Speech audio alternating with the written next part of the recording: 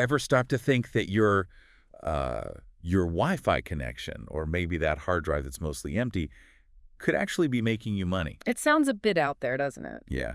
But we're doing a deep dive today into something called digital landlording. Basically, earning a bit of passive income by renting out digital stuff you already have. Exactly. No tenants, no leaky faucets. Right. None of that. We're looking at how your internet connection, the one you pay for anyway, and your, computer storage could potentially generate some income. Okay. So our mission, if you will, is to just unpack the basics from what we've found and figure out if this digital landlording thing is, well, a viable option for folks listening. Makes sense. So where do we start? Bandwidth, you mentioned. Yeah, let's start there. Renting out your unused internet bandwidth. Renting my internet. How on earth does that actually work, like in practice? Well, there are these platforms out there, Honeygain, Peer2Profit are a couple of examples people talk about. Okay. And what they do essentially is let you lease out a small slice of your internet connection when you're not, maxing it out yourself. Right. You install their software, and then these platforms use a bit of your connection for things like secure data collection, maybe some business intelligence gathering, routing web traffic sometimes. Okay. Is it safe? Legal? Does it slow everything down? Good questions. The reputable platforms emphasize that it's all encrypted, totally legal, and designed to use such a small amount that you barely notice any slowdown. Think of it like your internet connection doing a tiny bit of background work, a side job. My internet connection having a side hustle. Right. Like that. Yeah. But what's the payoff? Are we talking real money?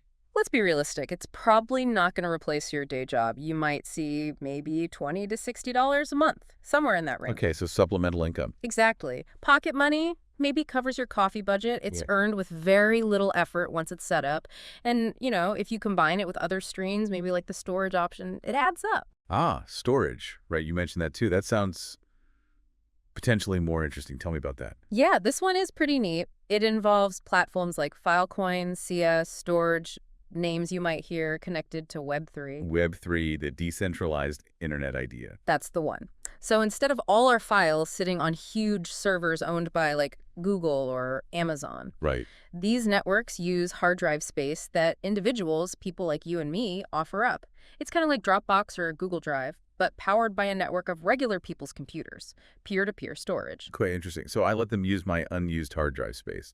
How do I get paid then? Is it cash, like the bandwidth thing? Usually no. You typically get paid in cryptocurrency or maybe tokens specific to that platform. Oh, crypto.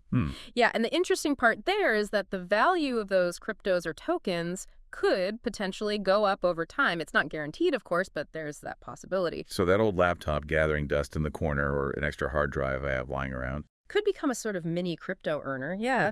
Just by sharing its empty space, you're earning something and kind of helping build out that decentralized Web3 infrastructure at the same time. That is a different way to think about old tech. But, okay, gotta ask, what are the risks, the downsides?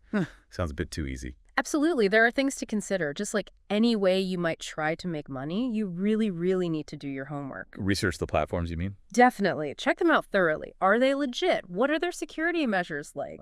You're letting software run on your machine or store data, so you need to trust them. Good point. And of course, with the crypto payments, you have the volatility issue. The value can swing wildly up and down. Right. Not stable income necessarily? Not like a paycheck, no. No. So it's not some guaranteed path to riches. But if you're careful, you do the research, manage your expectations, it could be a relatively low-effort way to pull in a little extra income. Okay. So bottom line, we're talking about taking tech we already own and pay for our internet, our storage, and potentially turning it into an income stream, however small. It really reframes how you look at those monthly bills, doesn't it? It does. Which leads to maybe the final thought here. You're already paying for these digital resources, right? Your Wi-Fi, your storage space. Yep, every month. So why not at least explore the idea of getting paid back for the bits you aren't even using? That's the question to ponder, isn't it? Well, welcome everyone to the potential world of digital landlording, your tech as your rental property. Thanks for digging into this with us today.